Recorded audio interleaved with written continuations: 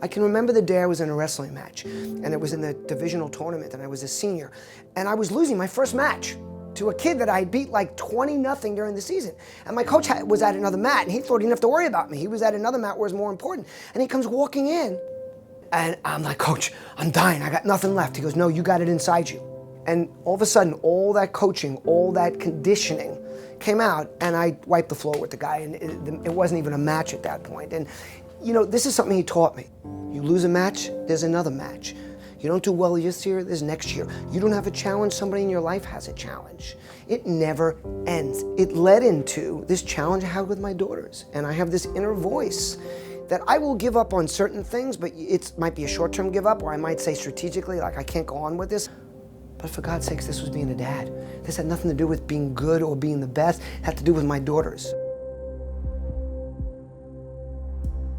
My greatest desire is to have a real relationship with my daughters. I went through a horrible time fighting to keep my daughters in my life. I had this amazing, amazing close relationship with my girls when they were young.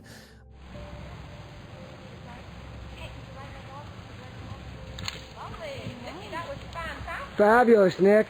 I like Daddy. I got two on my hands and one wants to be with you guys and if you guys want. Unfortunately, I had an ex-wife that is an alienator.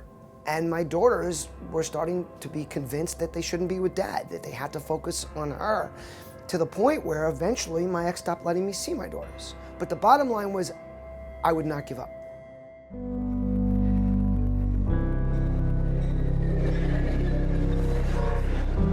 First leg of the trip to Philly, Huntington to Penn Station training.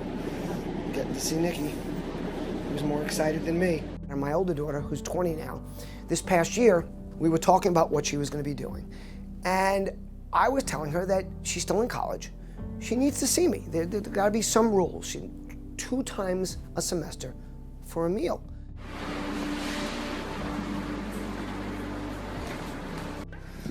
Oh God, I wish I was back in college. How cool is this? And another thing I said to her was, honey, you know, you have me blocked from text. She goes, I know. I don't want you to text me. I said, well, that's unacceptable. I promise you I won't abuse it.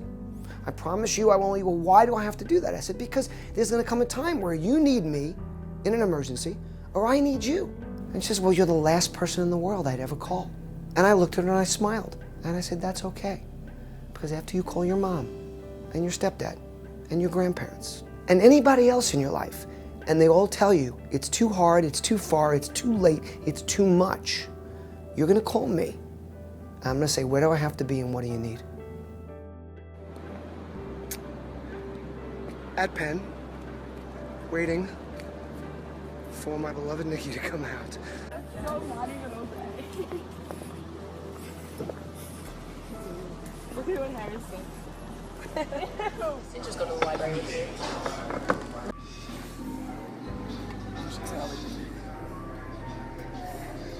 Amazing couple of hours with Nikki. I'm a little overwhelmed right now. Just happy, really, I am. It taught me a lot about life. It taught me about marketing. It taught me about how to deal with someone that doesn't want you in their life. And I liken it a lot to brands and businesses. Your daughter's 15 and you're a dad trying to teach her what's important and she's going la, la, la, la, la. Or your son's the same thing. So I liken that to consumers, because we're here saying, we've got the best product, even no matter how passionate are that you believe it, they look at you and go, yeah, you're just trying to sell me something.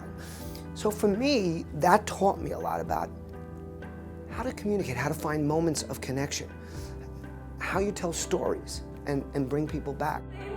Let me get a picture with you guys. Danny, get next to Grandpa. Okay, wait till Nikki gets in there. Come on over here, Nikki. Peace rule. Okay. My wish is that I'll have that with my daughters again, and I will wait as long as necessary. But for me, no let up is what I've been doing my whole life. You know, it's one thing after another. It's a new business. It's when one thing ends, another thing starts. And most importantly, it's about my daughters. This Dad Won't Quit is the ultimate in no let up. No matter what happens, no matter how hard or long the road is, I will hold out hope that one day they will see the light, or they will realize how much I love them. And guess what? Even if they don't, I'm still going to have that love in my heart. I don't need it returned to have it here.